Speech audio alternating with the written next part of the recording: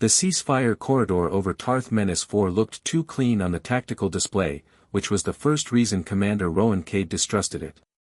Blue evacuation lanes ran in perfect arcs between the wreckage belts, humanitarian ship icons sat in tidy columns, and the neutral med platform at the center of the map glowed with the kind of calm light planners loved because it made compromise resemble engineering. Outside the forward command blister, none of it looked clean. Tarth Menace 4 turned below them like a broken tooth, one hemisphere blackened by orbital fire, the other veined with evacuation burns and drifting metal. Human and Velcari ships hung at standoff distance under strict weapons discipline, which only meant thousands of armed people were pretending not to hate each other for a few carefully negotiated hours. Rowan stood with one hand braced against the hollow table, watching encrypted traffic flicker across the edge of the display while Lieutenant Mara leaned over the corridor map and Sergeant Dax Hollow stood a pace back, silent as ever, built like the kind of man ceilings regretted. "It's too narrow," Rowan said. The neutral liaison across from him, Dr. Selen Ark, looked up from the convoy manifest with the tired patience of someone who had spent the last 3 days trying to persuade admirals to let children live. "Narrow corridors are easier to monitor," they offered. Rowan shook his head slowly, the movement carrying the weight of a dozen previous ambushes. "Narrow corridors are easier to kill in." Mara tapped a cluster of tagged escort ships near the outer lane, her fingernail leaving a faint ghost on the holographic interface. These Velcari support craft weren't in the first draft.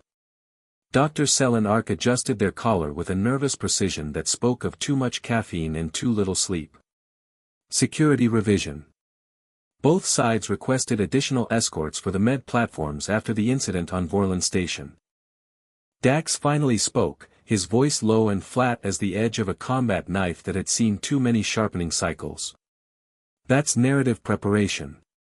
The doctor's face tightened at that because everybody in the room was already thinking it. 12 years of war had taught both species how to stage outrage faster than they staged mercy, how to manufacture martyrs from minor misunderstandings, how to turn a broken ceasefire into a rallying cry before the debris had finished falling.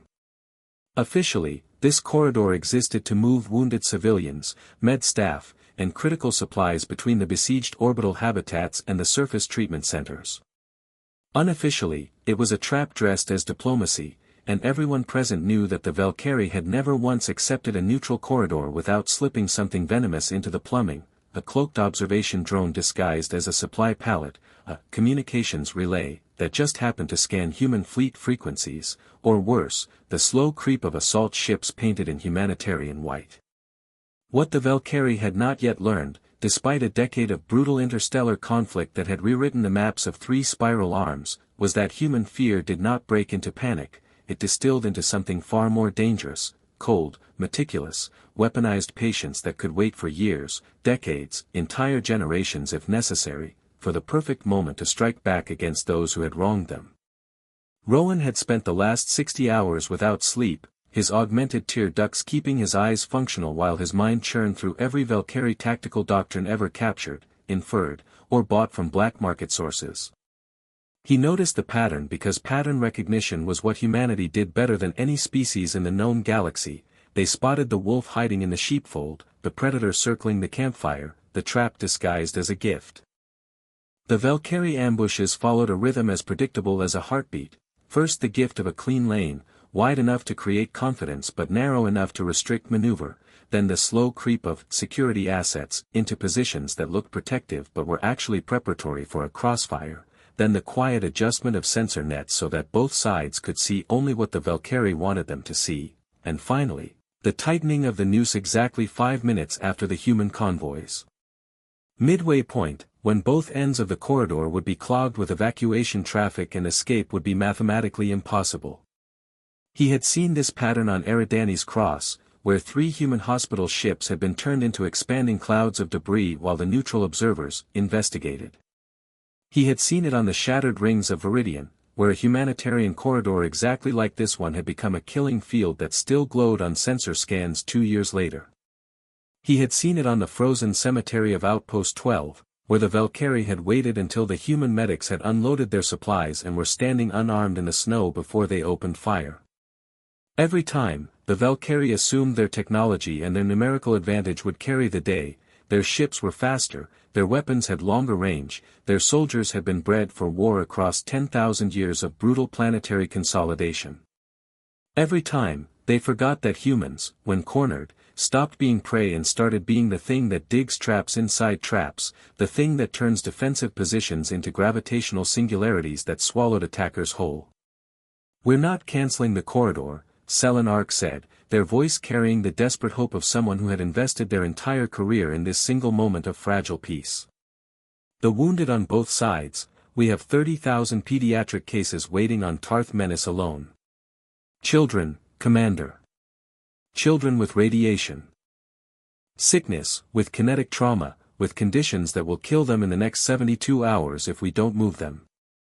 Rowan's expression did not change, but something behind his eyes flickered, a calculation, a judgment, a weighing of costs that no neutral observer could ever fully understand. "I'm not canceling it, Doctor. I'm redesigning it." He pulled up a secondary overlay, one that only human command had access to, a layer of tactical information so classified that it existed only in his neural implant and the war mind of the fleet admiral watching from 3 systems away. He began dragging icons into positions that violated every standard ceasefire protocol, every rule of engagement, every polite fiction that had ever been written about how civilized species conducted warfare.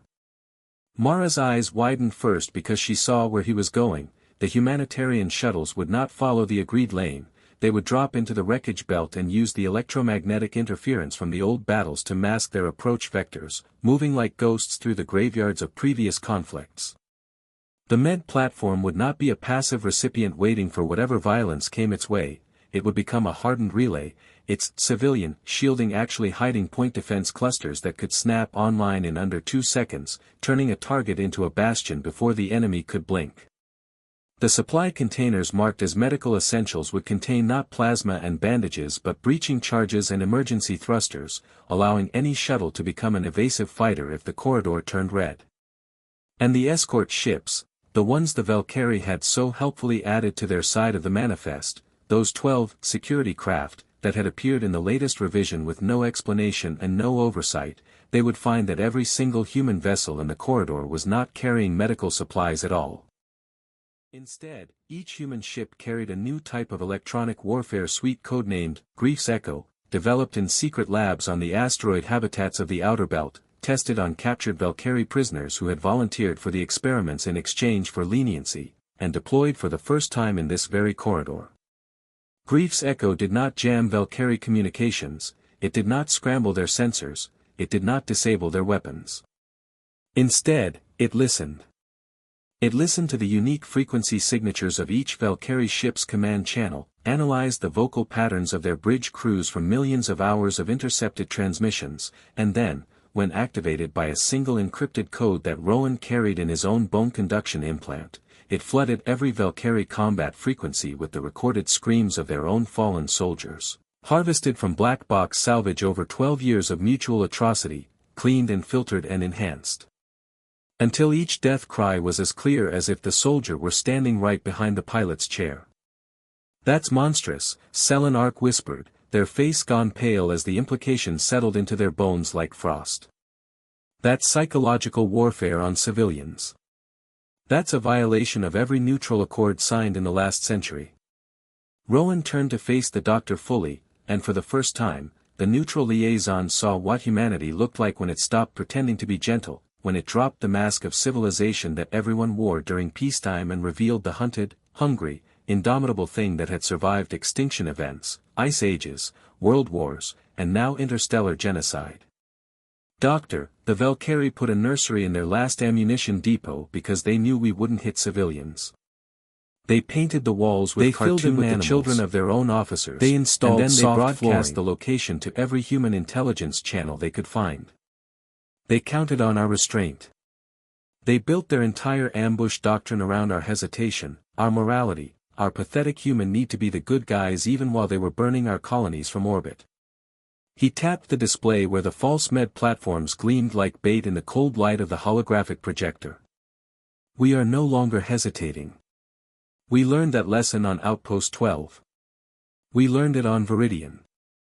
We learned it in the burning wreckage of our own compassion, watching our medics die with their hands empty because they believed in ceasefire agreements that were written in Velcari blood and signed with human tears. His voice dropped lower, not in volume but in register, the kind of voice that came from the bottom of a grave.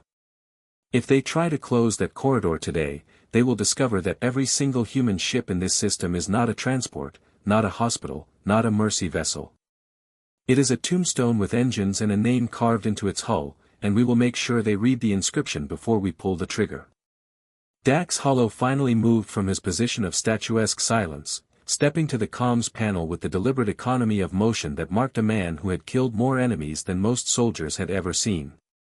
He began transmitting the revised flight patterns in a language so dense with nested contingency that even the most paranoid Velcari analyst would need hours to unravel it, and by then, of course, the humans would already be moving, their shuttles dropping into the wreckage like stones into deep water, their crews running silent with fear transmuted into the kind of focus that only came from staring into the abyss and deciding to build a bridge across it.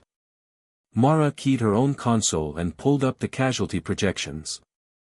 They filled it with the children of their own officers, and then they broadcast the location to every human intelligence channel they could find. They counted on our restraint. They built their entire ambush doctrine around our hesitation, our morality, our pathetic human need to be the good guys even while they were burning our colonies from orbit. He tapped the display where the false med platforms gleamed like bait in the cold light of the holographic projector. We are no longer hesitating. We learned that lesson on Outpost 12. We learned it on Viridian.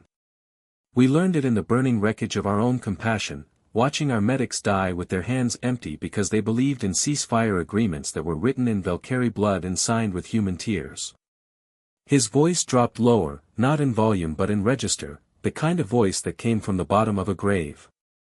If they try to close that corridor today, they will discover that every single human ship in this system is not a transport, not a hospital, not a mercy vessel. It is a tombstone with engines and a name carved into its hull, and we will make sure they read the inscription before we pull the trigger. Dax Hollow finally moved from his position of statuesque silence, stepping to the comms panel with the deliberate economy of motion that marked a man who had killed more enemies than most soldiers had ever seen. He began transmitting the revised flight patterns in a language so dense with nested contingency that even the most paranoid Velcari analyst would need hours to unravel it, and by then, of course, the humans would already be moving, their shuttles dropping into the wreckage like stones into deep water, their crews running silent with fear transmuted into the kind of focus that only came from staring into the abyss and deciding to build a bridge across it. Mara keyed her own console and pulled up the casualty projections. If the Velcari attacked as expected at the midway point, the human death toll would be significant, perhaps 2,000, perhaps 5, perhaps 10 if the ambush was particularly well executed. But the Velcari death toll would be absolute. Every ambusher, every support ship, every security escort that had been slipped into the manifest would be turned into a lesson written in vacuum and debris, a message that would travel on lightspeed lag to every Velcari command center in the galaxy. This species does not break. This species does not surrender. This species takes your best shot and then uses your own weapon to beat you to death with it while singing lullabies about the homes they lost.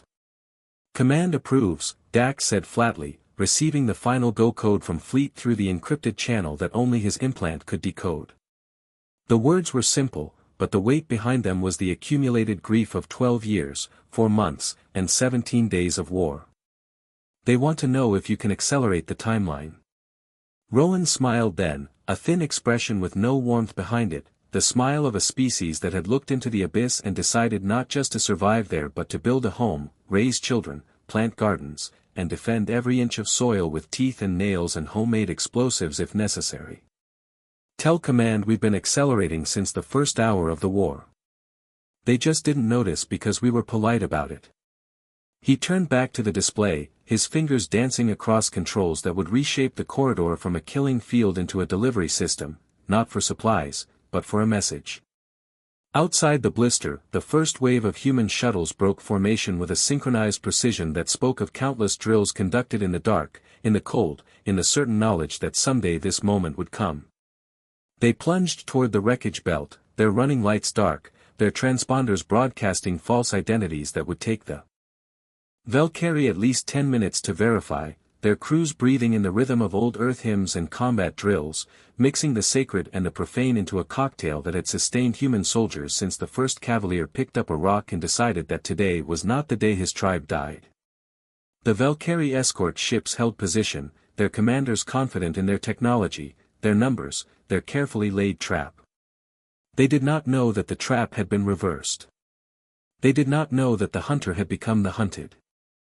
They did not know that every sensor reading they were seeing had been carefully curated by grief's echo, every approach vector calculated to give them exactly the picture they wanted, the picture of helpless prey moving obediently through a narrow corridor towards certain death. What they would learn, in approximately 47 minutes when the midway point arrived and they sprang their ambush, was that there is no creature in the universe more dangerous than a frightened human who has stopped being afraid. Because fear, for humanity, was never the end of the story. Fear was the first chapter, the inciting incident, the moment when the hero realizes that running is no longer an option and turns around to face the monster with empty hands and full rage. And humanity, above all else, knew how to tell that story. They had been telling it for 100,000 years, around campfires and in bunkers, in whispered prayers and shouted battle cries, in the trembling voice of a child who survived and the steady hands of a soldier who made sure that survival meant something. The corridor over Tarth Menace 4 looked too clean on the tactical display. That was the first reason Commander Rowan Cade distrusted it. But the second reason, the real reason, the reason that lived in his bones and his blood and the ghost of every comrade he had ever lost, was that he had finally stopped being afraid of anything except failing to protect the people under his command. And that fear, that pure and burning terror of letting them down, had been sharpened into a blade so fine that it could cut through Velcari armor, Velcari lies, and Velcari hopes of an easy victory. The blade was called humanity. And today, it would drink.